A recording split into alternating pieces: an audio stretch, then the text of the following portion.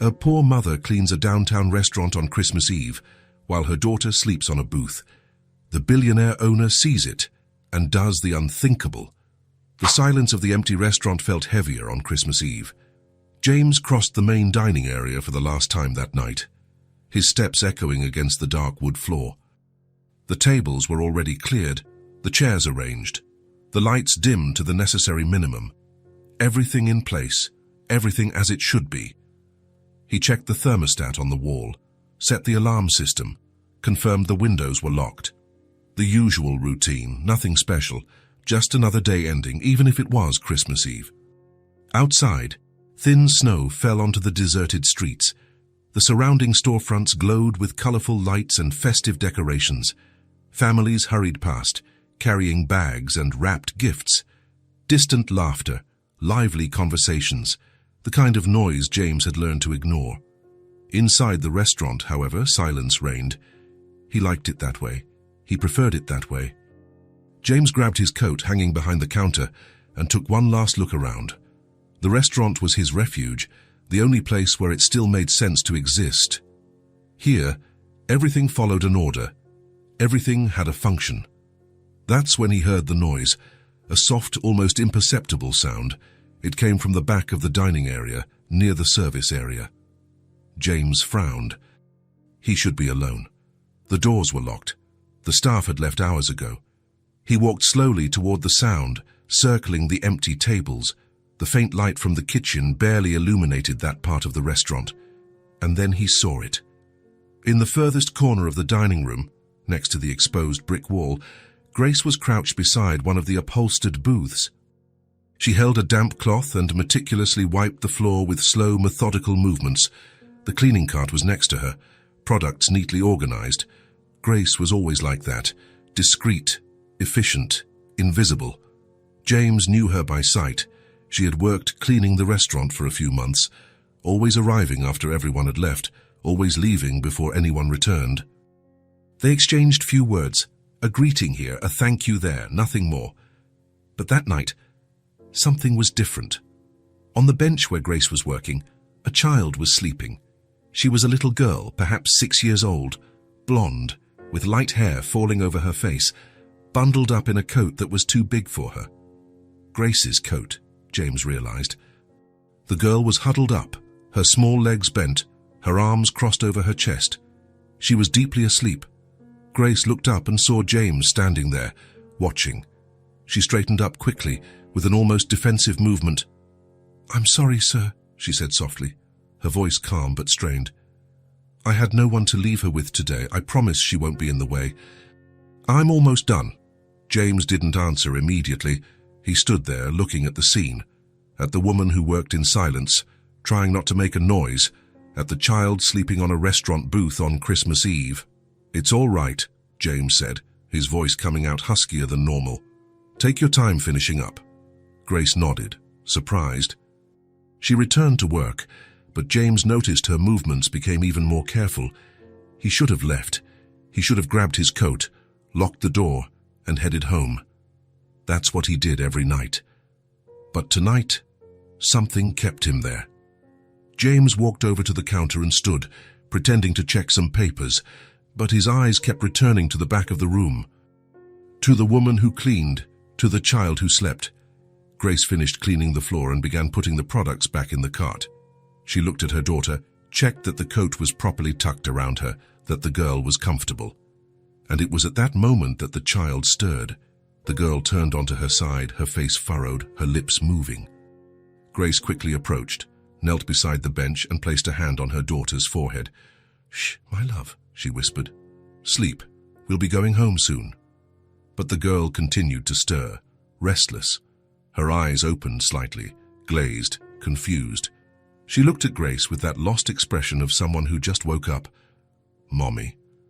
"I'm here, Chloe." "Sleep a little longer." But Chloe did not go back to sleep. Instead, she sat up on the bench, rubbing her eyes with closed fists. She looked around, trying to orient herself. The empty restaurant, the dim lights, her mother kneeling beside her. And then she said, "Can we stay here for Christmas?" Grace froze. Her eyes widened. "Yeah, Chloe, no, "Can we, Mummy?" the girl insisted, her voice echoing in the empty room. "It's warm here." Grace looked around, desperate. James was still there, across the room. He had heard everything. "Chloe, sweetie, we don't have food at home." The words came out in a shout. It wasn't anger. It was just a fact. A truth spoken without filter, without shame, without understanding the weight it carried. The silence that followed was absolute. Grace closed her eyes, her head bowed. A single tear rolled down her face, but she quickly wiped it away. Chloe remained seated on the bench, swinging her little legs, not understanding why her mother was so quiet. And across the room, James had stopped completely. The papers fell from his hand. He stood there, motionless, the girl's words echoing in his head. "We don't have food at home." He looked at Grace, at the woman who worked in silence, who never asked for anything, at the blonde-haired, light-eyed child who had spoken those words so naturally, and something inside him broke. James knew that silence. He knew that hidden shame. He knew the burden of not having enough. He dropped everything. He turned, and without saying a word, he walked toward the kitchen. Grace lifted her head when she heard the footsteps moving away. She watched James disappear through the kitchen door and stood there, confused. Chloe yawned and leaned against her mother's shoulder. "Did I say something wrong, Mommy?"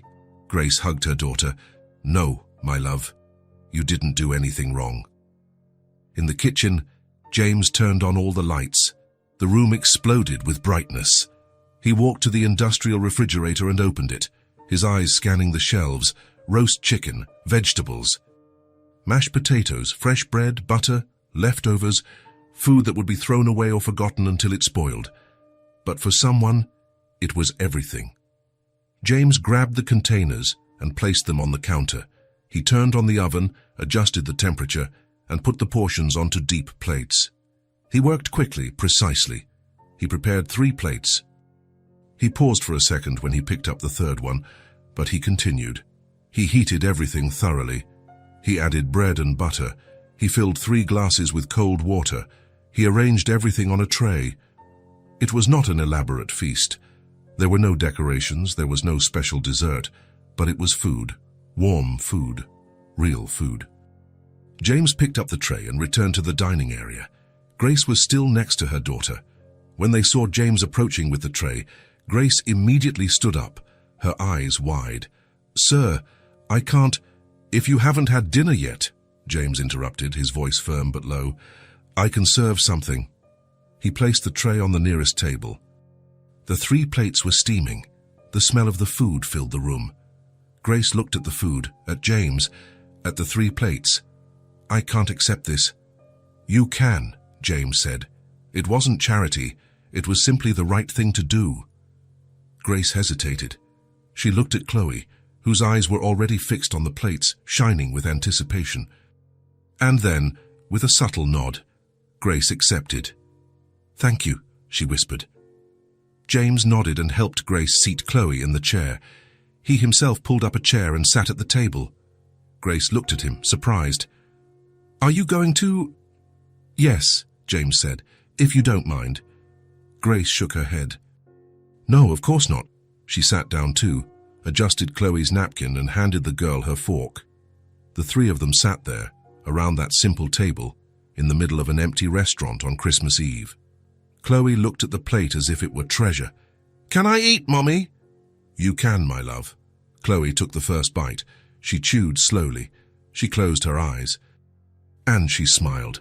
"It's so good." Grace also began to eat, but her hands were trembling slightly. It wasn't just food. It was dignity. It was relief. James ate in silence, watching the 2 of them. He hadn't sat at a table with other people in years. He hadn't shared a meal. And somehow it didn't feel so bad. Chloe couldn't stay quiet for long. Between bites, she began to talk. "This chicken is really tasty. Mommy, there's so much mash." "Can I eat it all?" Grace smiled, wiped her daughter's mouth, and answered softly. But her eyes were shining. Chloe looked at James with those clear eyes full of curiosity. "What's your name?" "James." "I'm Chloe," she announced. "And this is my mommy, Grace." Grace flushed slightly. She's very talkative. I apologize. No need to apologize, James said, and there was a slight smile at the corner of his mouth. Chloe continued eating, but she didn't stop asking questions. Did you make food every day? Yes. That must be cool. Sometimes. Do you have a family? Grace touched her daughter's arm, a little embarrassed. Chloe, but James shook his head. It's all right. He paused for a moment. No, I live alone. Oh, Chloe said thoughtfully, it must be too quiet. James almost smiled. It is. The conversation flowed. Chloe told stories about things she saw on the street, about neighbors, about a cat that appeared in their backyard. Grace listened, corrected some details, and smiled. And James listened too. He answered when asked something. He smiled when Chloe said something funny without forcing it. It just happened. There was something warm about it. Something that filled the empty restaurant. When the plates were almost empty, Chloe rested her chin on her hand and looked at James. Do you have a Christmas tree at your house? The question hit James like a punch. He stopped. He breathed. No, he said, his voice calm but distant. I don't usually celebrate. Chloe thought about that for a moment. And then she said, but you're here with us now, doesn't that count as celebrating? James was speechless. Grace looked at her daughter, then at James. There was understanding in her gaze. James swallowed hard and nodded. Yes, I guess it does. Chloe smiled, satisfied, and returned to eating. The subject changed. The conversation continued. Grace talked about how difficult life had been lately, but that things would get better. Chloe talked about the drawings she made, her dolls, the dreams she had, and James stayed there, participating, listening, being a part of it. For the first time in 3 years, he wasn't alone on Christmas Eve. For the first time in 3 years, the silence inside him didn't hurt so much. When everyone finished, Chloe yawned loudly. I'm sleepy again. Grace looked at the clock. It's past your bedtime, my love. She started to get up, gathering things, but James raised his hand. Leave it. I'll clean that up later. Sir, I can't. Grace, James interrupted, and there was a gentleness in his voice. It's fine. Grace didn't know what to say. She stood there, holding her daughter's hand, her eyes shining. James helped Chloe put on her coat, adjusted the beanie on her head. The girl looked at him and smiled. Thank you for the food, James. It was the best Christmas dinner I've ever had. James felt something tighten in his chest. He crouched down to be at her height. You're welcome, Chloe. The girl hugged him, just like that, without warning. She simply threw her little arms around his neck and squeezed. James froze for a second, and then, slowly, he returned the hug. Grace watched, her eyes moist. When Chloe let go, James stood up. He looked at Grace. She extended her hand. Thank you, James, for everything. He shook her hand. It was my pleasure. And it was true. Grace and Chloe walked toward the door. James accompanied them, unlocked it, and held the door open. The snow was still falling outside, heavier now. Be careful on your way, James said. Bear will be fine, Grace replied. Merry Christmas, James. Merry Christmas, he said back, and this time it didn't hurt so much. Chloe waved as they walked away, holding her mother's hand, the two small figures disappearing into the snow. James stood in the doorway for a long time, watching until they were completely gone. Then he closed the door, locked it, and went back inside. The room was empty again, silent again, but something had changed. The table was still set, with the 3 empty plates. The chairs were still pulled out. James walked over to the table and stood looking at it. 3 plates, 3 people. A simple meal on Christmas Eve. And inside him, something that had been dead for a long time began to stir, slowly, almost imperceptibly, but it was there. It was hope. James carefully gathered the plates, took them to the kitchen, and washed each one. He put everything away. He turned off the lights. He grabbed his coat. And when he left the restaurant that night, for the first time in years, he wasn't completely alone. Because something had been planted, something he didn't expect. It was the beginning of something none of the three of them imagined. And Christmas, for the first time in a long time, hadn't been just pain. It had been good. The front door of the house closed behind James with a soft click. He stood in the entryway for a moment, his hand still on the doorknob, his eyes scanning the room. Everything exactly as he had left it, everything in place, everything clean, everything silent. The house was small but comfortable, simple furniture, white walls, well-maintained wood floor. There wasn't much decoration, only the essentials. James never cared much about that. Decoration was for homes full of life, full of people. His was just a place to sleep. He took off his coat and hung it on the rack next to the door. He took off his shoes and left them organized underneath. He walked to the living room, crossed the narrow corridor, and entered the kitchen. It was a small kitchen, but well-equipped. Granite countertop, 4-burner stove, new refrigerator. James spent little time there. He usually ate at the restaurant or brought home prepared food. Cooking at home seemed unnecessary when he spent all day doing it at work. But tonight, he wanted something warm, something simple. James turned on the light above the sink. The gentle brightness filled the kitchen, reflecting off the clean surfaces. He grabbed the kettle, filled it with tap water, and placed it on the stove. He lit the low flame and stood there, watching. The water would start to heat up in a few minutes. He was in no hurry. While waiting, James got a mug from the cupboard. It was a simple white mug, no patterns. He put a tea bag inside, chamomile. He always drank chamomile tea at night. It helped him sleep, or at least it used to help. In recent years, sleeping had become more difficult.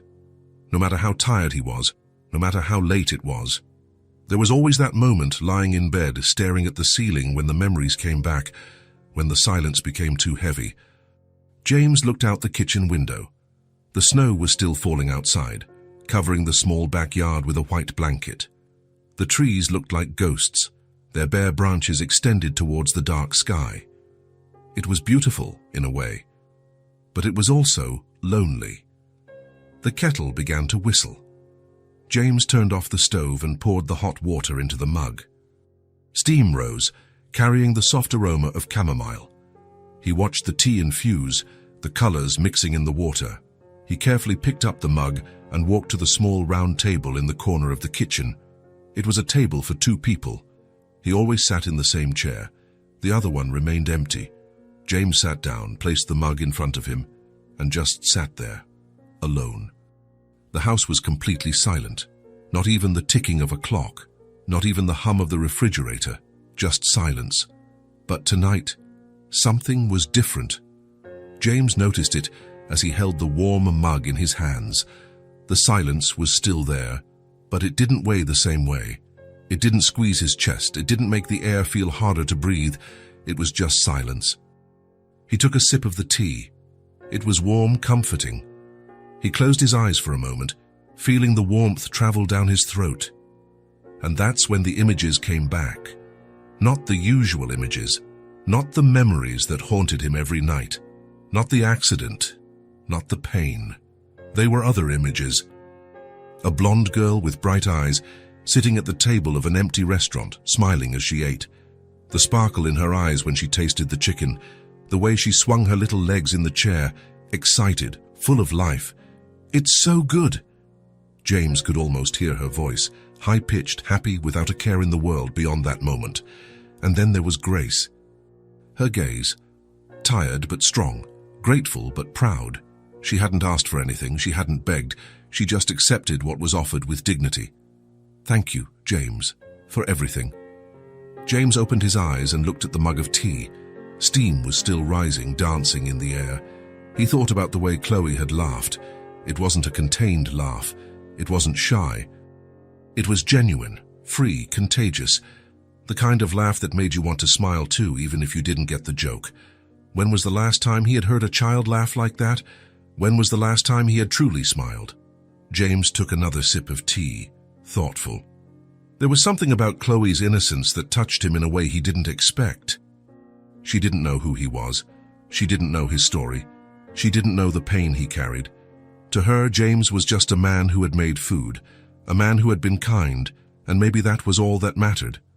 He thought about Grace too, the way she worked in silence without complaining, the way she cared for her daughter even when things were difficult.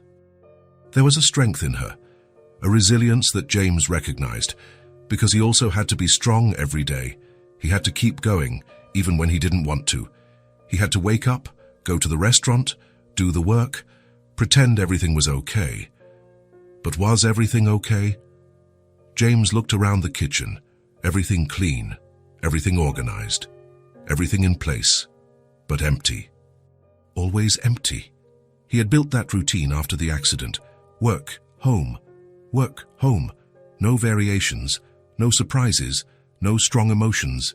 It was safer that way, less painful. But tonight, something had cracked that routine. Something small, something simple. A child asking for food, a mother accepting help, a shared meal. And now, sitting alone in his kitchen, James felt something he hadn't felt in a long time. It wasn't happiness, not yet, but it was close to it. It was lightness, as if a weight he had carried for years had become a little lighter. It hadn't disappeared, it was still there, but it didn't press down so hard. James took another sip of tea and, without realizing it, smiled. It was a small smile, almost imperceptible, just a slight upward curve at the corners of his mouth, but it was there. He thought about how Chloe had asked if he had a Christmas tree, and how she had said that being with them counted as celebrating. But you're here with us now, doesn't that count as celebrating? Maybe she was right. Maybe celebrating wasn't about trees and gifts and decorations.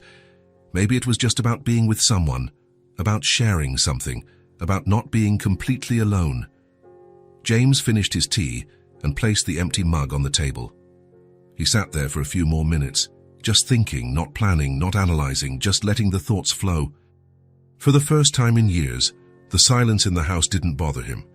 It didn't hurt. It was just silence. And maybe that was okay. Eventually, James stood up. He washed the mug, dried it, and put it away in the cupboard. He turned off the kitchen light. He walked down the hall to the bedroom. He changed his clothes, brushed his teeth, and lay down in bed. He stared at the ceiling, as he always did, but the thoughts that came were not the usual ones. They were not painful memories. They were not unanswered questions. They were not the images that haunted him every night. They were different thoughts. Had Grace and Chloe made it home safely? Were they warm? Had Chloe managed to fall asleep? James caught himself thinking about these things, and he realized something surprising. He was worried about someone else, not in an agonizing way, not in a way that consumed him, but he was thinking about someone besides himself, and that somehow felt right. James closed his eyes, and for the first time in 3 years, on Christmas Eve, he didn't feel completely lost. Something had shifted, something small but real, something he couldn't name but that he recognized. It was a beginning, a small beginning. And as sleep finally came, James smiled again, lightly, as if something deep down had finally come undone. Morning arrived clear and cold. James woke up earlier than usual, which was strange considering he had slept better than he expected. He got up, showered, and made coffee, the usual routine. But there was something different in the air, a restlessness he couldn't identify. While drinking his coffee, his thoughts returned to the night before, to Chloe and Grace, to the shared meal. To the little girl's smile. It was Christmas Day. Shops would still be open in the morning but would close early. James had no plans. He never had plans for Christmas. He usually stayed home, waiting for the day to pass. But that morning, something compelled him to leave. He finished his coffee, put on warm clothes, grabbed his coat, and went out. The streets were emptier than normal. The snow from the night before had stopped, but the ground was still covered in a white, glistening layer. Some families hurried along, carrying last-minute purchases. Children ran, excited about the arrival of Christmas. James walked with no specific destination for a few minutes, until he found himself standing in front of a toy store. The window was decorated with blinking lights, golden stars, and a small Christmas village. Inside, he could see shelves full of toys, stuffed animals, games. He hesitated. When was the last time he had entered a toy store? The memory came quickly, painfully, 3 years ago. Buying a gift for his daughter, the last gift she would ever receive. James took a deep breath. But then he thought of Chloe, her bright eyes shining as she ate, her genuine smile, her spontaneous hug, and he went inside. The store was warm, the air filled with the smell of new plastic and wrapping paper. Christmas music played softly over the speakers. Some parents walked the aisles, reviewing last-minute options. James walked slowly among the shelves, looking. There were so many options: electronic toys, board games, puzzles, cars, dolls. He stopped in front of a shelf full of them. There were all kinds, big, small, with elaborate clothes, with accessories. But it was a simple doll that caught his attention. It was small, the right size for a 6-year-old to hold. It had brown hair, painted eyes, and wore a simple blue dress. Nothing extravagant, nothing flashy. But there was something honest about that doll, something pure. James picked it up from the shelf and held it for a moment. He weighed it in his hands. He imagined Chloe holding that doll, playing with it, giving it a name. He decided. He took the doll to the cash register. He paid and asked for a bag. He didn't want them to wrap it at the store. He would do it at home, his own way. When he left the store, the sun was higher in the sky. James walked home with the bag in his hand, feeling something strange in his chest. It wasn't regret, it wasn't sadness. It was purpose.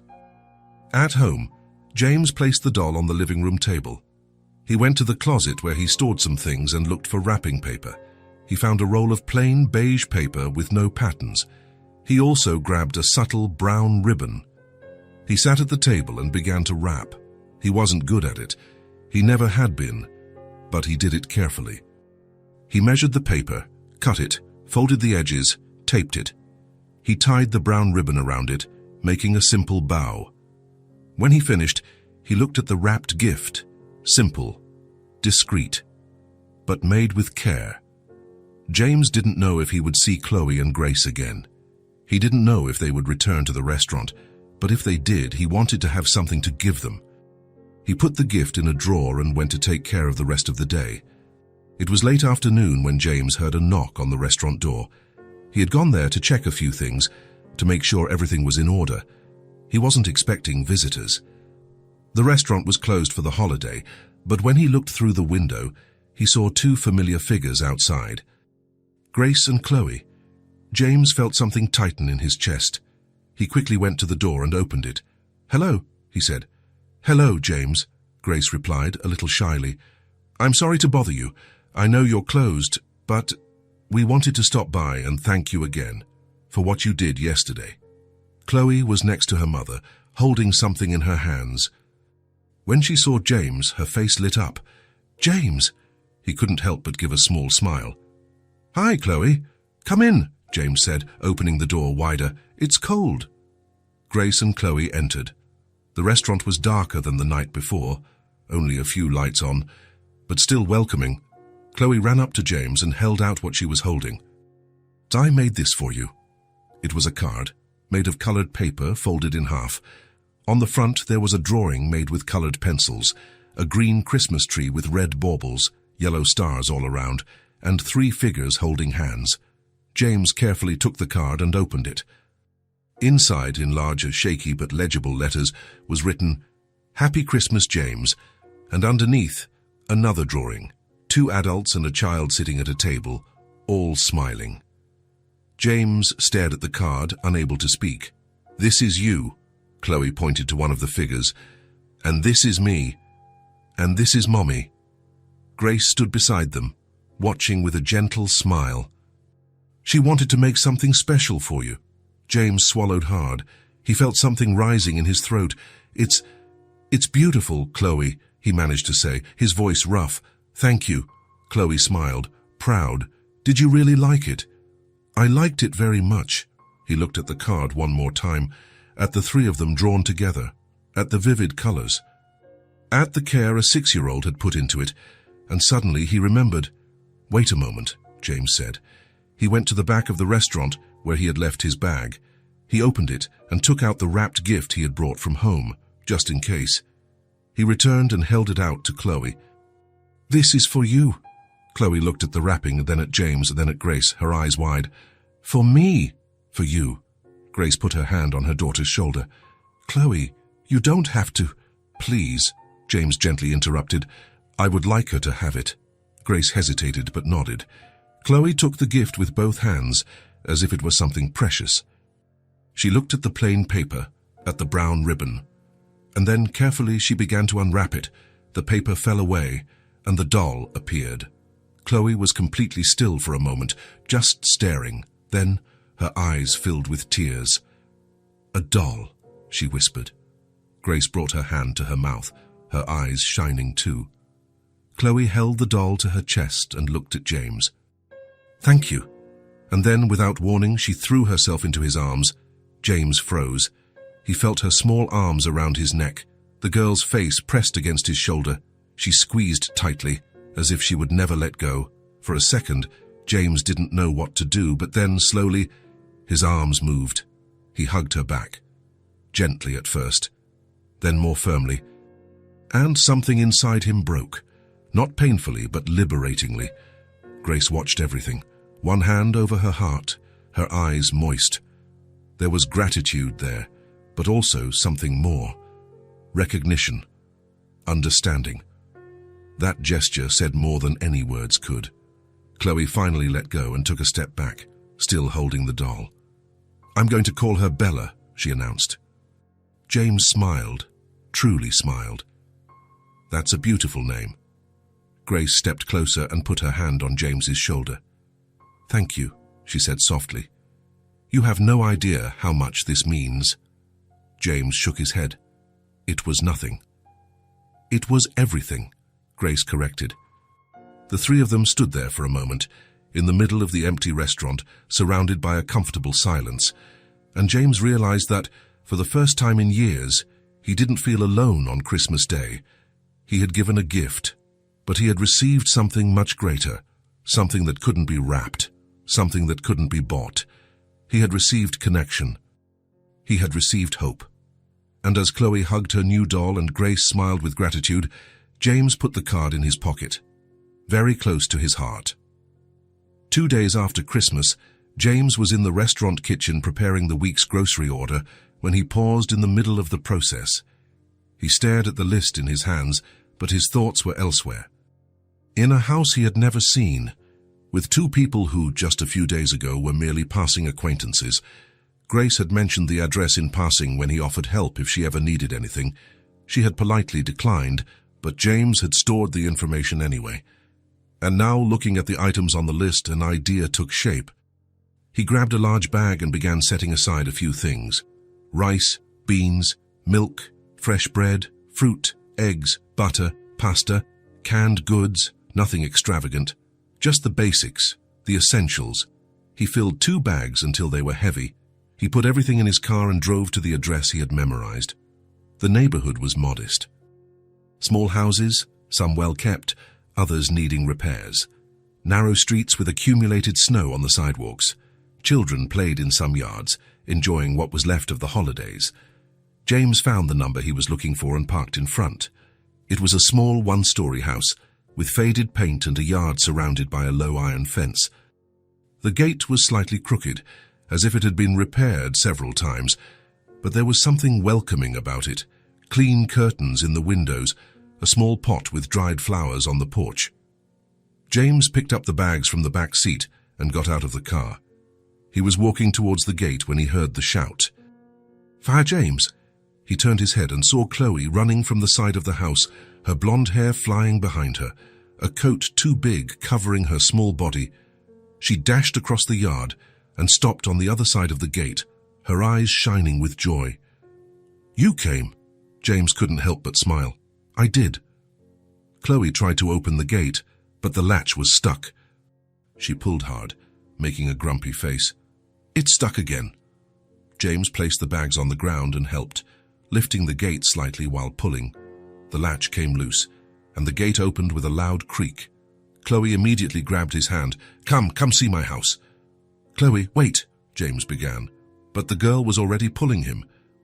Grace appeared at the front door, drying her hands on a dish towel. When she saw James, her eyes widened in surprise. "Mr. James?" "Hello, Grace," he said, slightly awkward, picking up the bags again. "Sorry to drop by unannounced. I brought some things." He pointed to the bags in his hands. Grace walked down the porch steps and approached, looking inside one of them. Her expression changed completely. Surprise, gratitude, and something else James couldn't quite identify. "James, you didn't have to do this." "I know," he gently interrupted, "but I wanted to." Grace opened her mouth to protest, but the words didn't come. She looked at the full bags, then at James, then at Chloe holding his hand. And then her voice choked with emotion. She said, "You have a very kind heart." James looked away, uncomfortable with the compliment. He remained silent for a second, feeling the weight of the words, trying to find his own. "Maybe," he started, his voice low and hesitant. "Maybe you reminded me of something I had forgotten." Grace held one of the bags with both hands, her eyes shining. She didn't say anything more, but she didn't need to. Everything was there, in that look. Chloe pulled James's hand again, impatient. "Are you coming in? Do you want to see my room? I left Bella sitting on the bed." "Chloe," Grace said softly. "Mr. James must be busy." "No," James said, surprised by his own answer. "I'm not busy." Grace looked surprised too, but then she smiled, a genuine smile that illuminated her tired face. "Then please, come in. It's not much, but it's our home." "I'm sure it's lovely," James said. He followed the two inside, carrying the bags. The house was small, as he had imagined. The living room was cramped, with an old but clean sofa, a low table with some scratches, a small television in one corner. The walls had a few marks, the paint peeling in some places, revealing old layers, but it was tidy, organized. There was love there, despite the lack of resources. There were Chloe's drawings taped to the wall, flowers in makeshift cups. A blanket neatly folded over the sofa. "Sit down, please," Grace said, pointing to the sofa as she took the bags to the kitchen. "I'll put these away and make some tea. You don't have to go to any trouble." "It's no trouble," Grace insisted, already disappearing through the narrow door leading to the kitchen. "No, it's the least I can do." Chloe sat next to James on the sofa, hugging the doll he had given her. The doll's blue dress was a little crumpled but well cared for. "Bella sleeps with me every night," she announced, proud, clutching the doll to her chest. "Does she really?" "She does. And she likes you very much." "I told her you're my friend." James felt something tighten in his chest. "I'm happy to hear that." Chloe suddenly jumped off the sofa as if she had a brilliant idea. "Do you want to play?" "Play? Restaurant? You can be the customer and I'm the chef just like you." James hesitated. When was the last time he had played? When had he sat on the floor and pretended anything with a child? Years. It had been years, but looking at Chloe, with those bright eyes full of expectation and enthusiasm, he couldn't refuse. "All right." "Really?" Chloe shouted, jumping for joy. "Come on, sit here on the floor." She pointed to a space on the floor near the low table. James got up from the sofa and carefully settled himself on the floor. His legs complained a little. He wasn't used to that, but he managed to sit reasonably comfortably. Chloe ran to a corner and came back with a cardboard box full of toys, plastic pots and pans, small plates, cups, pretend food made of colorful plastic. "Here is the menu," she said solemnly, handing him a piece of scribbled paper. James held the paper carefully, pretending to read seriously. Lots of good options here. What would you like? What do you recommend?" Chloe thought for a moment, serious as a true chef. "The spaghetti is very good." "I make it better than Mommy." From the kitchen, Grace laughed out loud. "And that's true, unfortunately. I even burn water." James smiled, relaxing a little. "Then I'll have the spaghetti, please." "Great choice." Chloe grabbed a small pan and began pretending to cook, making sizzling sounds and stirring with a toy wooden spoon. Her movements were exaggerated, theatrical, completely absorbed in the game. James sat there watching. There was something surreal about it all. Him, a man in his 40s, sitting on the floor of a house that wasn't his, playing make-believe with a child he barely knew. And yet it felt right. It felt natural. Grace returned from the kitchen with 2 cups of tea and stopped at the living room entrance. She stood there for a moment, just watching. James was sitting on the floor, a little awkward with his legs crossed, but genuinely smiling as Chloe served spaghetti on a small pink plastic plate. There was something about that man, something held back, something deep that she perceived but couldn't completely name. He was kind, quiet, thoughtful, careful with every word, but there was a sadness in his eyes, an old pain that he carried like an invisible weight, always present, never mentioned. Grace didn't ask. It wasn't her business, but she saw and she felt, and somehow she understood. "Done," Chloe announced triumphantly, placing the plastic plate in front of James. "The best spaghetti in the world." James picked up the toy fork and pretended to eat, making sounds of approval. Delicious. It's perfect. You're a very talented chef." Chloe laughed, satisfied, her cheeks flushed with pride. Grace placed the cups on the low table and sat on the sofa, watching the 2 of them play. There was something warm about that scene, something she hadn't felt in a long time, the feeling that she wasn't completely alone in the world, the feeling that someone cared. After that day, James started showing up more often, not every day, not intrusively or smotheringly, but regularly. A week later, he returned with fresh loaves of bread wrapped in paper, leftovers at the restaurant, he said, although Grace suspected that wasn't exactly true. A few days later, he arrived with an old toolbox. "I noticed the kitchen faucet was dripping. Can I take a look?" Grace accepted, grateful. James fixed not only the faucet, but also the gate that kept getting stuck, a window that wouldn't close properly, and a loose outlet on the living room wall. Chloe was always by his side, watching every move, asking 1,000 questions, talking non-stop. "Why do you use that tool? Does that hurt if it touches your finger? Can you fix my doll?" "Her arm is loose." James answered with infinite patience. He explained the processes, he taught, he showed, and slowly, without realizing it, he began to feel needed again. He began to feel useful. One evening, when James was about to leave, Chloe came running with a worn book in her hands. "Can you read to me?" James looked at Grace, who was in the kitchen finishing the dishes. She nodded with a warm smile. So he sat on the sofa, Chloe snuggled up next to him as if it were the most natural thing in the world, and James began to read. It was a children's book about a princess and a dragon who became friends. James hadn't read to a child in years. His voice was hoarse at first, uncertain, stumbling over some words, but soon he found the rhythm. Chloe listened with total attention, her eyes fixed on the colorful illustrations, her head resting on his shoulder, breathing softly. Grace watched from the kitchen, drying the dishes with automatic movements, her heart tight in a way she couldn't explain. There was something deeply moving about that scene, a man who carried so much visible pain in his eyes, but who could still be gentle. He could still care. He could still give love. She didn't know what had happened to him. She didn't know the full story, but she saw the way he looked at Chloe, with genuine affection, but also with deep longing, as if he remembered someone, as if he were reliving something lost. When James finished the book, Chloe was almost asleep, her eyes heavy. "One more," she murmured sleepily. "I think it's bedtime," Grace said gently, approaching. "Come on, my love," Chloe grumbled, but obeyed. She gave James a long hug before leaving. "Thank you for the story. You read very well." "You're welcome, Chloe." "Sleep tight." Grace took her daughter to the small room in the back. When she returned a few minutes later, James was standing, ready to leave, his toolbox in hand. "Thank you," Grace said, and there was so much weight in that word. For everything.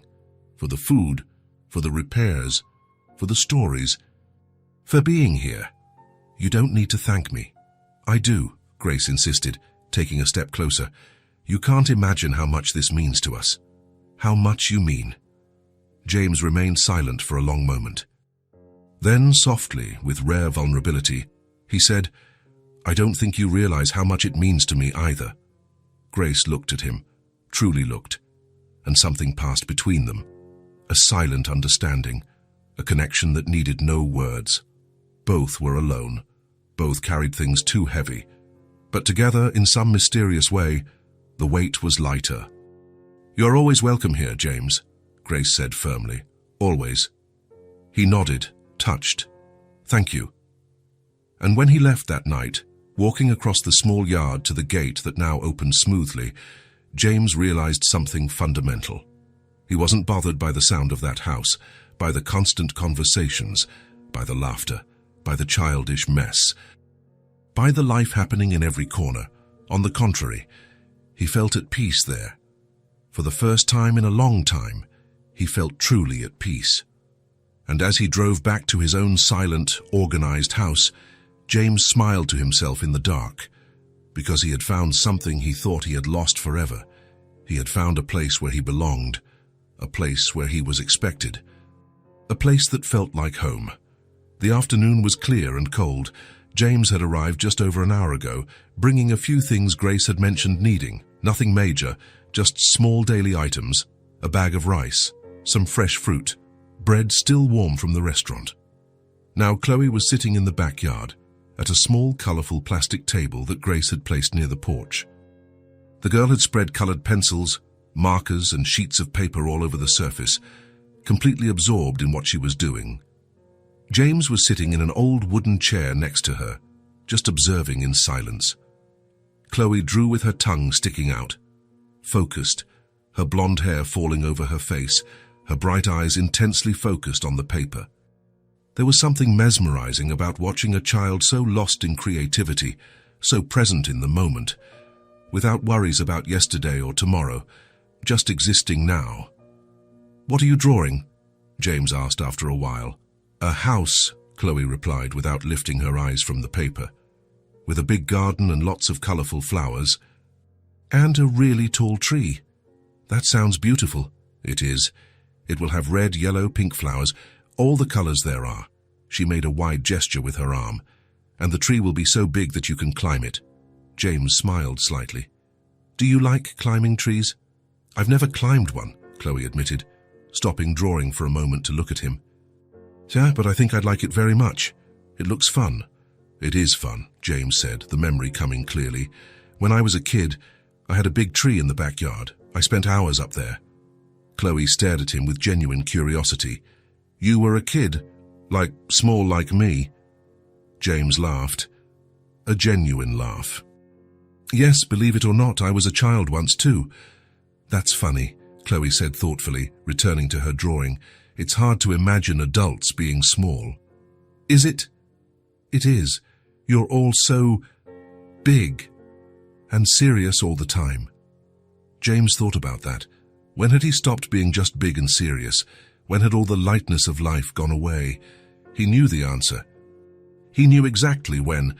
"Can you help me color?" Chloe asked. James hesitated for just a second. "Of course." Chloe pushed some colored pencils towards him and pointed to a part of the drawing. "You can color the flowers here. I'll do the house and the tree." James picked up a red pencil and began to color carefully, trying not to go outside the lines. He hadn't done that in years. Decades, probably. But there was something deeply comforting in the simple movements. The sound of the pencil sliding softly over the paper, the required concentration, the absence of heavy thoughts. They stayed like that for a long time, side by side, coloring in comfortable silence. Only the sound of the pencils, the gentle wind rustling the trees, and the distant chirping of some bird. Inside the house, through the kitchen window, Grace watched while washing dishes. There was something deeply touching about that scene. James, so tall and strong, hunched over a child's table, coloring flowers. Chloe next to him, completely comfortable with his presence. It was an image that made Grace's heart tighten in a good way.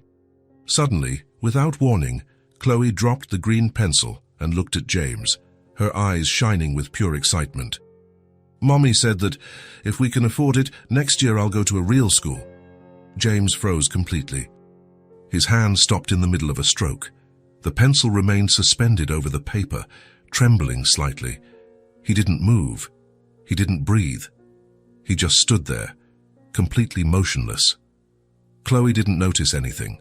She continued talking excitedly. I've never been to a real school, only at home, with Mommy teaching me.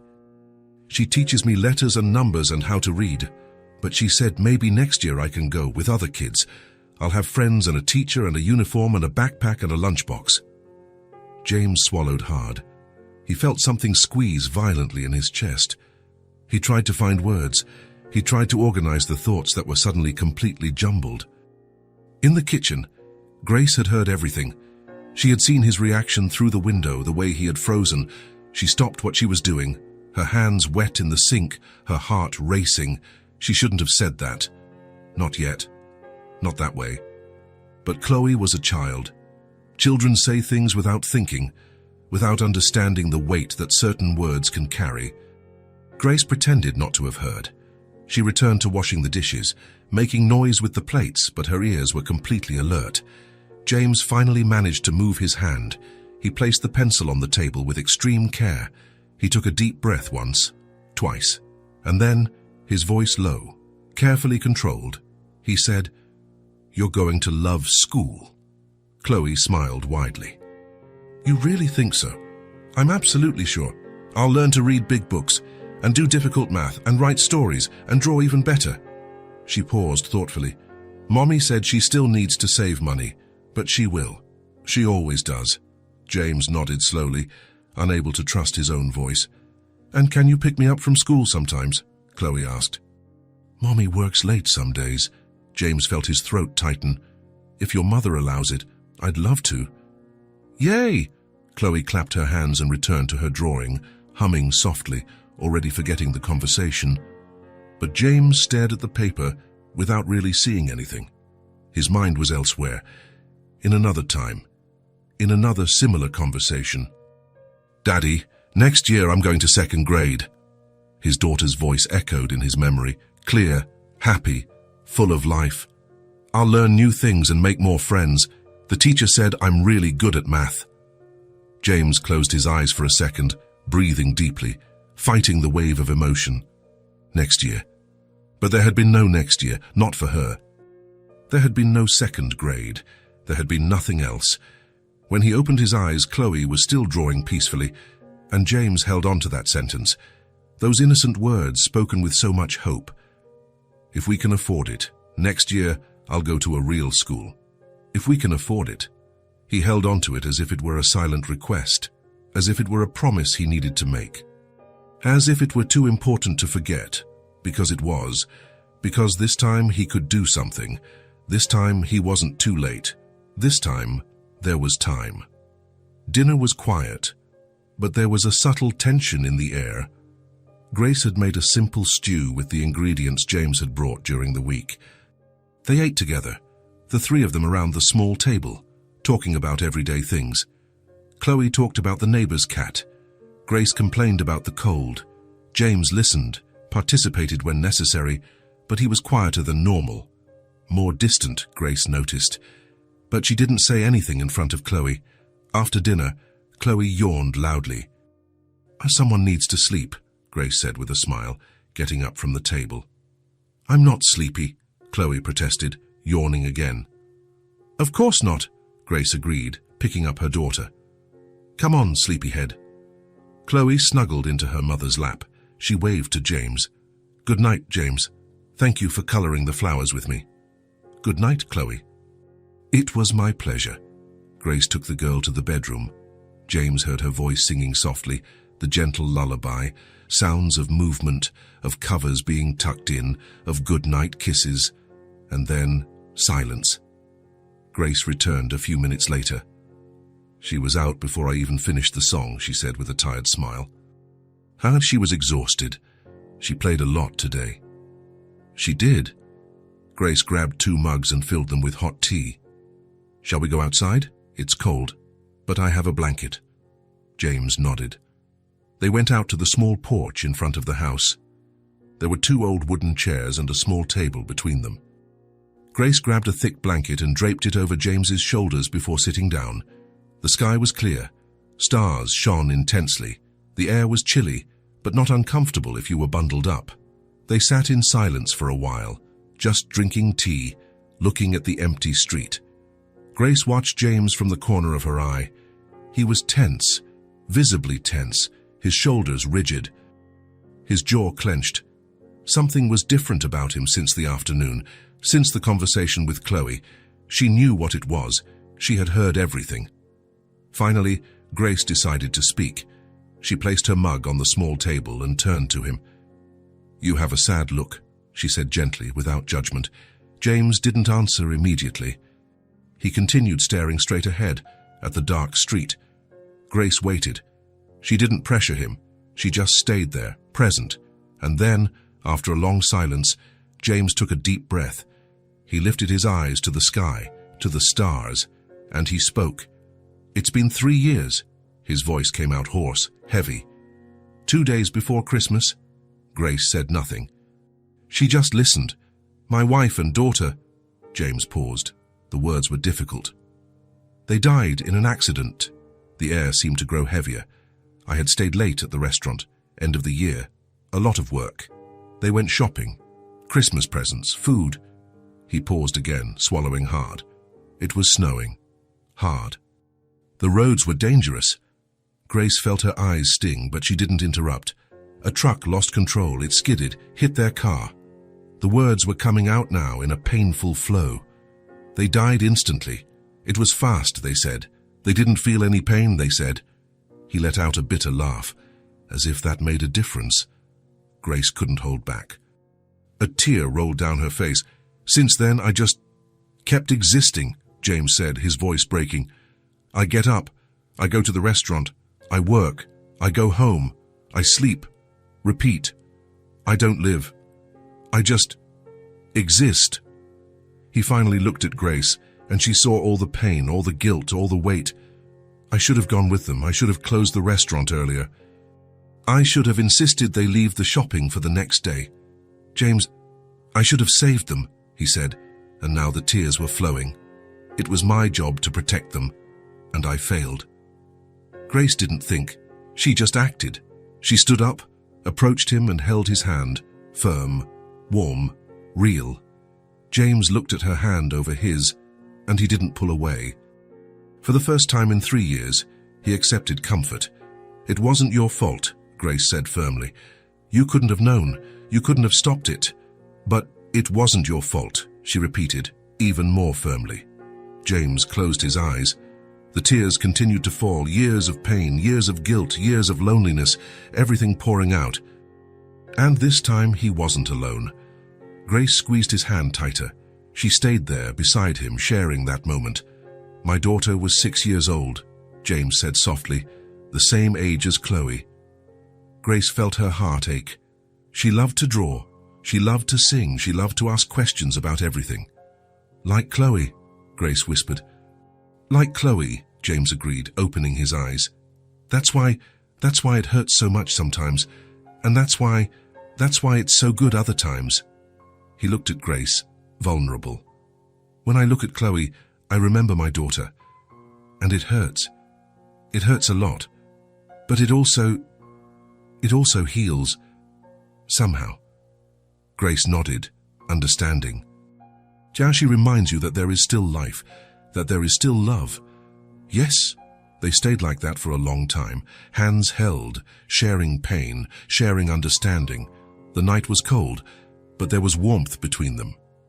"When Chloe said she might go to school next year," James began hesitantly, I thought that you could do something you couldn't do for your daughter," Grace completed softly. James nodded. "You can," Grace said, "if you want to, but not out of guilt. Out of love." James looked at her. Something different shone in his eyes now. Hope. "I want to help," he said. "Not to make up for what I lost, but because I care." "I know," Grace said, smiling despite the tears, "and we care about you too." James squeezed her hand back, and for the first time since he started talking, he smiled. Small, fragile, but genuine. "Thank you," he whispered, "for listening, for understanding, for being here." "Always," Grace promised. And there, on that small porch, under a sky full of stars, two lonely people found comfort. They found understanding. They found hope. James was no longer alone with his pain, and Grace was no longer alone with her struggles. They had each other. They had Chloe. They had a family that was forming. And as the tea cooled in the forgotten mugs, as the night advanced, as the world continued to turn, there was something precious there. There was connection. There was healing. There was love. And for the first time in 3 years, James felt that maybe he could live again. Not just exist, but truly live. The days that followed that conversation on the porch seemed different, lighter. As if something heavy had been set down after being carried for too long, James started showing up more often at the small house. Not every day, but almost. He brought things. He always brought something: fresh bread, fruit. Sometimes a simple toy he saw in a store that he thought Chloe would like. He fixed whatever needed fixing: the creaking kitchen door, the burnt-out bathroom light bulb, the leak under the sink. Small things that made a difference. But more importantly than that, he was present, simply present. Grace noticed the change in him, the way his shoulders seemed less tense. How his smile came more easily. How his eyes, previously always distant and lost, were now more here, more present. And Chloe simply accepted him as part of her routine, with that naturalness only children have. James was someone who was there, someone who played with her, someone who read stories, someone she could trust. It was as simple as that. One quiet January afternoon, James was sitting on the sofa in the small living room. Chloe was on the floor, spread out with her colored pencils and a pile of papers, coloring another drawing. This time, it was a large yellow sun surrounded by blue clouds. Grace was in the kitchen preparing tea, but the door was open and she could hear everything. The silence was comfortable. Only the sound of the pencils on the paper, the occasional sound of Chloe humming softly, the cold wind rattling the window. James watched the girl draw. There was something meditative about it, something that calmed his mind in a way he didn't expect. After a while he spoke, not to Chloe but to Grace, knowing she was listening. "I thought being alone was easier." Grace stopped what she was doing in the kitchen. She stood quietly, attentive. James continued, his voice low but firm. "Less pain, less risk. If you don't get close to anyone, you don't lose anyone again." Chloe continued drawing, oblivious to the conversation, lost in her own world. "I built a routine. Work, home, work, home. Nothing more. I thought that was enough. I thought that's what I deserved." Grace appeared at the kitchen door, drying her hands on a cloth. She looked at James with that gentle attention she always had. He looked back at her. "But being here, with you," James paused, searching for the right words. "Janet gave me a Christmas I hadn't had in years." Grace felt something tighten in her chest, but it was good. It was warm. "A child's joy changes everything," James said, looking at Chloe, who was now painting a cloud very carefully. "The way she sees the world, how everything is new, how everything is possible." He turned his eyes back to Grace. "You reminded me that it's still worth it, that there's still a reason to wake up in the morning, that there is still life." Grace said nothing. She didn't need to. She simply smiled, that gentle smile, full of understanding, that said more than 1,000 words could say. And between them, at that moment, the silence was not empty. It was not uncomfortable. It was not heavy. It was a silence of belonging. It was the silence of those who understand, of those who accept, of those who are together. James felt something settle inside him. Something that had been displaced for a long time was finally finding its place. He wasn't alone. He wasn't just visiting. He wasn't passing through. He belonged there, in that small house, with that strong woman, with that child full of life. He had found a place to stay. Chloe held up the drawing, proud. "Done. Look how pretty it is." It was a huge, bright yellow sun with blue clouds around it and a rainbow crossing the paper sky. "It's beautiful," James said sincerely. "It's for you," Chloe announced, holding out the paper. "For you to put in your house and remember me when you're there." James took the drawing carefully, as if it was something precious. "Thank you, Chloe, I will treasure it." "Promise?" "I promise." Chloe smiled, satisfied, and picked up another piece of paper, already starting a new drawing. Grace approached and sat next to James on the sofa. They stayed there side by side, watching Chloe draw. They didn't need to talk. They didn't need to fill the silence with unnecessary words. It was okay like this. It was complete like this. James looked around the small living room, the peeling walls, the old furniture, the old TV. Nothing was perfect. Nothing was luxurious, but it was home. It was more home than his own house had been for the past 3 years. Because home is not about the place. It's about the people. It's about the connection. It's about belonging. And there, in that humble house, James finally belonged. Grace lightly leaned her shoulder against his. A small, almost imperceptible gesture. But it meant everything. It meant, "You are welcome here." It meant, "You are a part of this." It meant, "You have a place." James reciprocated, leaning slightly too. And they stayed like that, the two of them on the sofa, watching Chloe draw, while the tea cooled in the kitchen and the world outside remained cold and difficult. But inside there was warmth, there was peace, there was family. And for the first time in a long time, James didn't feel afraid of the future. He didn't feel the crushing weight of loneliness. He didn't feel like he was just passing the days waiting for them to end. He felt that he was living, truly. And that, he realized, was everything. It was more than enough. It was all he needed. A place to stay, people to be with, a reason to keep going. And as Chloe hummed softly, drawing her next colorful sun, James closed his eyes for a moment and simply gave thanks. He gave thanks for that Christmas Eve when everything began. He gave thanks for not having left when he could have. He gave thanks for having the courage to come back. He gave thanks for Grace and Chloe letting him in. He gave thanks for being there, at that moment, in that place, alive, present, belonging. And when he opened his eyes again, Grace was looking at him, and she smiled, and he smiled back, and they didn't need to say anything else, because everything had already been said. In the silence, in the belonging, in the love that was growing there, silent but real, between 3 people that life had brought together unexpectedly, a family that no one planned, but that was becoming the most real of all. A week after that quiet afternoon, James invited Grace to come to the restaurant. It wasn't operating hours. The place was closed, only a few lights on, creating a welcoming atmosphere. Grace had left Chloe with the neighbor for a few hours, thinking James wanted to talk about something serious, and he was right. They sat at one of the tables near the large window. The street outside was empty, only a few cars passing occasionally. James seemed nervous, which was rare. He fiddled with his hands, looked at the table, straightened the napkin, and took a deep breath. Grace waited patiently, without pressuring him. Finally, he spoke. "I have a proposal for you."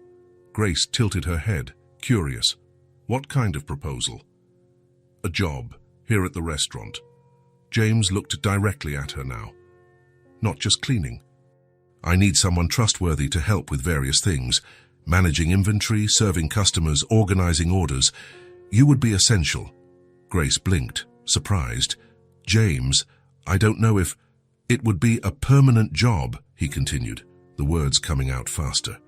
"With better, flexible hours. You could work during the day or at night, as you prefer. We'll adjust it according to your needs. A fair salary, well above what you earn now. Benefits, everything proper, registered." Grace remained silent, processing. James continued, seeing the hesitation on her face. "You wouldn't have to work 3, 4 different jobs. You wouldn't have to exhaust yourself every day. You wouldn't have to sleep 3 hours a night. You could have time with Chloe, time for yourself. You could have stability, security." Grace looked down at her own hands on the table. She wanted to say yes. She really did. But something held her back. "I don't want to depend on anyone," she said softly but firmly. James understood immediately. It wasn't empty pride. It was self-preservation. It was the fear of being vulnerable, of owing something, of losing autonomy. He leaned forward, looking directly into her eyes. "It's not charity," James said firmly. "It's not pity. It's not a favor." Grace stared at him. "It's trust," he continued. "I trust you. I trust your work, your ethics, your ability. You are one of the most hard-working people I have ever met, and it's a choice, your choice. You can accept or refuse, but know that I am not offering this out of pity. I am offering it because I genuinely need someone like this, and you are the right person." Grace felt her eyes sting. No one had spoken to her that way in a long time. No one had recognized her worth like that. "What about Chloe?" she asked, her voice trembling. "Chloe can come when she needs to," James replied without hesitation. "There's a back room. We can set it up with some things. Table, chair, toys, books. It can be a safe space for her to draw, play while you work. It's not perfect, but it's better than leaving her alone." Grace felt something break inside her. But it was a good break. It was a wall falling down. It was a defense that no longer needed to be there. She looked at James, at that man who had entered her life unexpectedly, who had seen her difficulty and hadn't looked away, who had offered help without demanding anything in return, and she saw sincerity, she saw respect, she saw true friendship. "All right," Grace finally said, her voice choked but clear. "I accept." James smiled, a genuine, relieved smile. "Really? Really?" Grace wiped away a tear that had fallen. "Thank you, James, for trusting me, for seeing me as more than just someone who cleans floors." "You've always been much more than that," James said simply. "I'm just acknowledging the obvious," Grace laughed, despite the tears. "When do I start?" "Whenever you want. Next week. You can gradually phase out your other jobs." "Next week is perfect." They stayed there longer, talking about practical details, hours, duties, salary, everything transparent, everything fair. And for the first time in a long time, Grace felt something she had forgotten. Security. Not just financial, but emotional. The feeling that someone valued her, that she had a place, that she mattered. It was liberating. A few days later, James prepared something special. It was late afternoon when he called Grace and asked her and Chloe to come to the restaurant. He said he had a surprise. Grace went curious. Chloe was excited, jumping up and down with anticipation. When they arrived, the restaurant was closed to the public, but the lights were on. Soft music was playing, and in the center of the dining area, a table was set for 3. Simple but beautiful tableware, steaming hot food, folded napkins, shining glasses. Even simple flowers in a small vase in the center. Chloe's eyes widened. "Is it a party?" "Something like that," James said, smiling. "It's a celebration. Your mother accepted to work here with me. So we're celebrating." Chloe screamed with joy and began running around the empty room, her arms open. Grace followed her daughter with her eyes, laughing. "Be careful not to knock anything over," she cautioned, without real scolding. James watched Chloe run, the way she laughed, how she moved with complete freedom, how she lived every moment with intensity, and he felt something tighten in his chest. It wasn't pain, it was pure emotion. Grace approached him. "You didn't have to do this." "I know," James said. "But I wanted to. I wanted to mark this moment." They sat at the table. Chloe stopped running and joined them, still breathless and smiling. The meal was simple but delicious. Perfectly seasoned roast chicken, fresh vegetables, creamy mash, warm bread. Nothing elaborate, but made with care. Chloe talked non-stop. She told stories, cracked jokes, laughed. Grace and James listened, participated, smiled. It was an ordinary scene, an ordinary meal. But there was something special there. It was family, not in the traditional sense, but in the real sense. People who cared, who supported each other, who chose to be together. When they finished eating, Chloe asked to explore the kitchen. James allowed it, as long as she didn't touch anything dangerous. The girl ran off as excited. Grace and James were left alone at the table. The silence was comfortable. Grace took the last sip of water. James looked out the window, thoughtful. Then he spoke, without looking at her. "I'm going to do for your daughter what I couldn't do for mine." Grace paused, the glass still in her hand. James continued, his voice firm but laden with emotion. "She is going to school, the best school we can manage. She will have a new uniform, complete supplies, everything she needs. Books, notebooks, backpack. She will have real opportunities. She will have extra classes if she wants. Sports, music, art." He turned and looked directly at Grace. "She will have everything I can offer, everything within my reach. I will secure her future. I will ensure she has chances, that she can be whatever she wants to be." Grace felt tears well up. She placed the glass on the table carefully, her hands trembling. "James, it's not to make up for what I lost," he hurried to say. "It's not about replacing my daughter. It's because I genuinely care, truly, about you, about Chloe, about your future. You have become important to me." Grace couldn't hold back the tears. They flowed freely as she reached out and held James's hand, firmly, tightly. "You've already started, James," she said, her voice choked but clear. "You are already doing all of this. You have already completely changed our lives. Since that Christmas Eve, since the first plate of food." James squeezed her hand back. He felt the weight of years beginning to lift. He felt that he was doing something right, something that mattered. "Thank you," Grace said, "for everything, for seeing us as people, for caring, for being here, present, for being part of our life." "Thank you," James responded, "for letting me in, for reminding me what it is to live, for giving me a reason to wake up, for giving me a family again." They stayed like that for a moment, hands held across the table in the silent restaurant with soft music in the background. There, at that simple table, something was being sealed. It wasn't a contract. It wasn't an obligation. It was a commitment to be present, to care, to build something together, to be family. James's past was honored. His wife and daughter would never be forgotten. They would always have a place in his heart. But the present was also taking shape, a present where he could love again, where he could make a difference, where he could be part of something bigger than his pain. Chloe came running back from the kitchen, her eyes shining. "There's a giant oven and huge pots hanging up. And a refrigerator the size of a room." Grace laughed, wiping away her tears. "Is that right?" "It is. Can I work here too when I grow up?" James smiled. "If you want to, of course." "I do. I'll be the best chef in the world." "I'm sure you will," James said. Chloe went back to running around the dining area, exploring every corner. Grace and James watched her, still holding hands. "She will have opportunities," Grace said softly. "Things I never had, thanks to you." "Thanks to us," James corrected. "Because I'm not doing this alone. I'm doing it with you.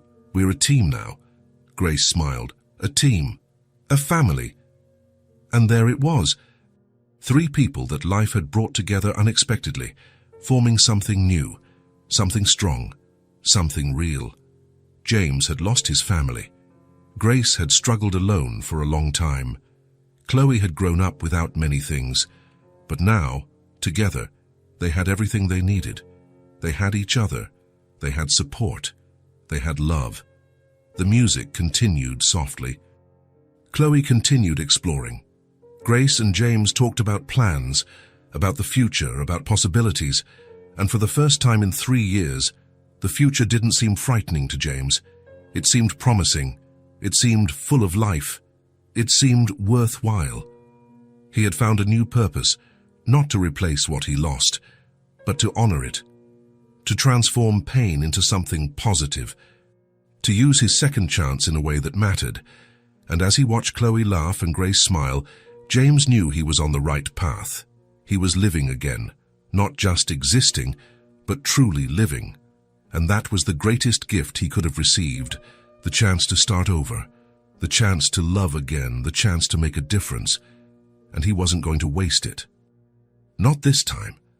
This time, he was going to cherish every moment, every smile, every achievement, every day, because life had given him a second chance, and he was going to honor it, with everything he had, with all his heart, forever.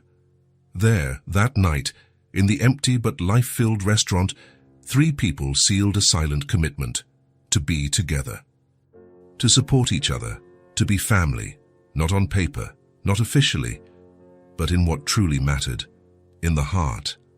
And it was all they needed. It was more than enough. It was perfect the way it was. James looked around, at the restaurant that had been his refuge in solitude, at Grayson, who had become his partner, at Chloe, who had brought joy back, and he smiled. A full, genuine smile, full of gratitude, because for the first time in a long time, he wasn't just going through life, he was living, truly, and it was good. It was very good. 6 months later, the morning was clear and cold, typical of early spring. The sun was still low on the horizon when James parked the car in front of the small house. He didn't even need to honk. The door opened immediately, and Chloe came running out, an explosion of energy and excitement. "James! James! Look at my uniform!"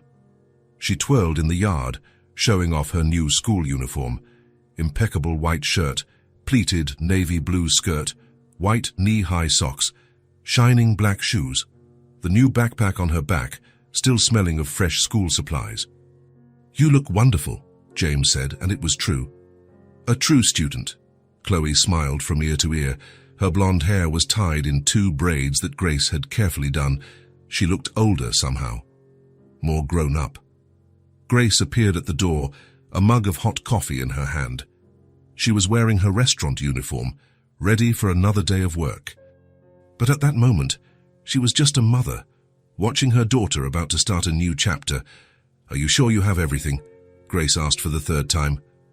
"I do." Chloe checked her backpack once more. "Notebooks, pencils, lunchbox, everything. And your coat." "It's right here, Mommy."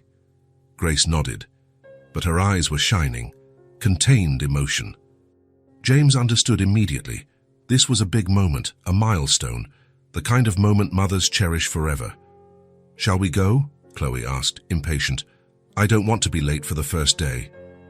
"Let's go," James confirmed. Chloe ran to the car. James looked at Grace. They exchanged a silent look. Gratitude, understanding, partnership. "Thank you," Grace said softly. "For everything." "Always," James replied. Grace waved from the door as they got into the car. She stood there, watching, the coffee mug warming her cold hands, her heart aching in a good way. The drive to school was short, but Chloe didn't stop talking for a second. "Dad, you think I'll make friends on the first day? I'm sure you will. What if the teacher is really strict? She won't be, and even if she's a little serious, you'll get used to it. Do you think there's a playground?" "There is. I saw it when we went to enroll you." "Oh, right, I forgot." James smiled as he drove. Her excitement was contagious, pure. Without cynicism, without fear, just positive anticipation. When they arrived, the school was already busy. Parents dropping off children, uniformed kids running across the playground, teachers organizing the lines. James parked and accompanied Chloe to the gate. She held his hand, squeezing tightly. For the first time that morning, she seemed a little nervous. "It's going to be fine," James said gently, kneeling down to her height. "You're going to have fun. You'll learn new things. You'll meet friends." "Do you promise?" "I promise." Chloe hugged him, hard. James returned the hug, feeling that familiar tightness in his chest. But it was different now. It wasn't just pain. It was love, mixed with pride. "Go on," he said when she let go. "Show everyone how amazing you are." Chloe smiled, regaining her confidence. She waved and ran towards the other children. James stood there, watching until she disappeared inside the building. Then he walked slowly back to the car. Later that day, when James stopped by the house to pick up some documents Grace had prepared, he noticed something new on the refrigerator. Among the magnets, bills, and reminders, there was a new drawing by Chloe. He approached to get a better look. It was simple, done with colored pencils. 3 people holding hands, 2 larger ones, a small one in the middle. All smiling. Next to them, a large green tree. Above, a bright yellow sun with rays in all directions. James smiled. But then he noticed something written on the back. He carefully flipped the paper over. In large, neat, yet shaky letters, it read, "James, my friend who turned into family."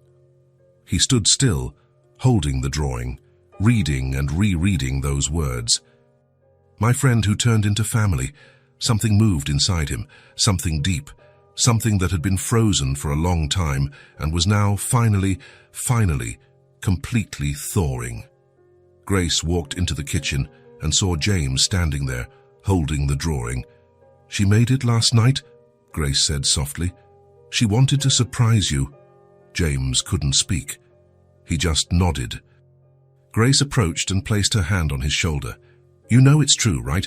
You are family, not on paper, but where it matters." James turned to look at her. His eyes were moist. "Thank you," he managed to say, "for letting me be a part of this, for letting me love you." "Thank you," Grace replied, "for seeing us, for choosing us, for being here." James folded the drawing with extreme care and put it in his shirt pocket, very close to his heart. Then he left the house, got into the car, and sat there for a moment before starting the engine. He thought about everything that had happened, how it all started that Christmas Eve, how he was broken, empty, just existing, and he thought about how he was now. There was still pain. The grief for his wife and daughter would never completely disappear. There would always be difficult moments. There would always be dates that hurt. But now there was room for other things too. There was room for joy. There was room for hope. There was room for love. And he realized, sitting there in that car with Chloe's drawing in his pocket, that he was ready. Ready to move forward without guilt. Ready to build a new life without feeling like he was betraying the memory of the old one. Ready to be happy again. Not a happiness that erased the past, but a happiness that coexisted with it, that honored it. That transformed it into something with purpose. James started the car and began to drive, but this time he wasn't driving on autopilot. He wasn't just going from one place to another without thinking. He was present. He was conscious. He was alive. He looked out the window. The streets, the people, the sun shining. Everything seemed clearer, more colorful, more real. Life continued. It always would. And now, finally, James continued with it. Not backwards, not still, but forward, with Grace by his side as a partner and friend, with Chloe bringing joy every day, with a new family that no one had planned, but that was perfect the way it was. He smiled alone in the car, a complete smile, genuine, without weight, without guilt, just pure happiness. And as he drove through the city streets, James lightly touched the pocket where the drawing was kept. My friend who turned into family. Yes, he thought, exactly that. Family, not by blood, not by law, but by choice, by love, by presence. And that was more than enough. It was everything. Life had given him a second chance, and he had accepted it. He had embraced it. He had lived, and he would continue to live, every day, every moment, every smile. Because now he knew. He knew it was possible to carry the past without being crushed by it. He knew it was possible to love again without forgetting who was loved before. He knew it was possible to be happy even after losing everything. It wasn't easy. It never would be easy, but it was possible, and he was living proof of it. James parked in front of the restaurant, his work, his purpose. But now it was more than that. It was where Grace worked alongside him. It was where Chloe came to draw after school. It was where they had dinner together sometimes. It was home. He went inside, turned on the lights, and began to prepare for another day. But everything seemed different now. Lighter. More meaningful. Because he wasn't alone. Not anymore. And as he worked, James thought about the silent promise he had made. He would take care of them. He would be present. He would be the support they needed. not to replace what he had lost, but to honor it, to live, to love. And for the first time in 3 years, James was genuinely at peace. The grief hadn't disappeared, but love had returned to have space, and that made all the difference. All of it. If this story touched your heart, subscribe to the channel and turn on notifications so you don't miss the next ones. Leave a like, because it helps this story get recommended to more people. See you in the next story.